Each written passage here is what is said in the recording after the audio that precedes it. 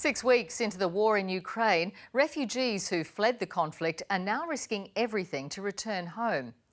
More than 4 million people have escaped Ukraine, mostly into Poland. Some have only limited shelter, food and resources there. But for many, the biggest driving force is the concern for elderly family members left behind. Our correspondent Anne Barker reports from Warsaw. It's hard to imagine going back into a war zone, but as fighting still rages, some of these Ukrainians are making that choice. Every day I'm meeting somebody who is going back, so I'm personally meeting like 3-4 people. I mean 3-4 families, in fact. At this central bus station, these refugees board a nightly bus for the 10-hour journey to Lviv in Ukraine's west. Many were too traumatised to talk.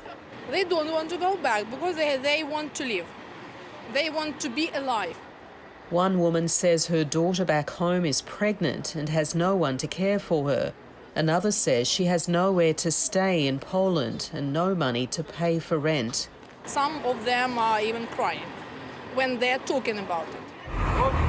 When the first shots were fired by Putin's army, it was almost entirely women and children who fled. But it's not just men who stayed behind. Many elderly people who couldn't or wouldn't flee their homeland are still trapped in besieged cities. At this border crossing, many tell horror stories about what they've seen.